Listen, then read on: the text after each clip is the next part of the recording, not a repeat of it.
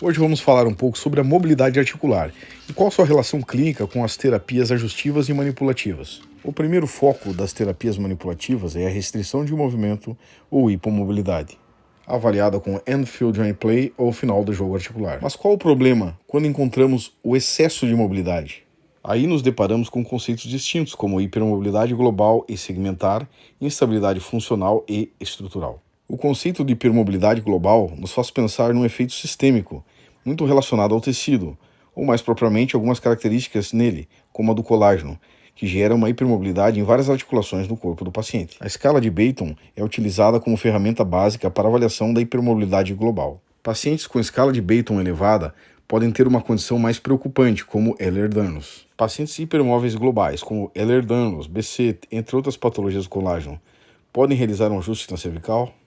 A resposta é não. Com certeza, esses pacientes não podem realizar ajuste na cervical. Pacientes com Ehlers-Danlos muitas vezes não podem realizar nenhum tipo de ajuste. Mas por que esses pacientes com doenças do colágeno não podem ser manipulados? Muitos pensam que a hipermobilidade pode gerar um deslocamento anormal da articulação, mas nesses pacientes o temor não decai sobre lesões articulares, e sim o risco de lesão vascular. A alteração sistêmica no colágeno provoca maior fragilidade nos vasos. Esta fragilidade aumenta muito o risco vascular, aumentando a chance de um AVC ou uma dissecção da artéria vertebral. Mas será que todos os pacientes com escala de Beighton elevada apresentam um risco maior para lesões vasculares e doença do colágeno?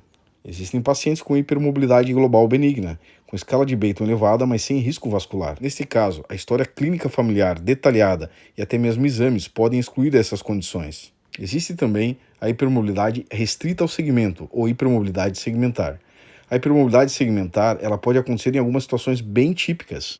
Esse padrão de hipermobilidade mais localizada pode ocorrer devido a adaptações no sistema articular, devido ao treinamento ou mesmo a lesões na prática esportiva. A hipermobilidade segmentar é um aumento do movimento normal de uma articulação. Não há movimento patológico, translacional ou mesmo aberração de movimento. Não chega a promover luxação ou subluxação clínica. Como não há restrição articular, na maioria dos casos não há necessidade de realizar procedimento ajustivo ou manipulativo.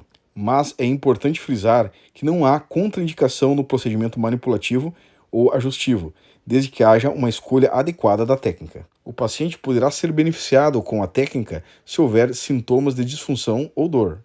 A instabilidade articular se diferencia da hipermobilidade segmentar por causa do movimento aberrante, ou seja, movimento anormal, principalmente em translação.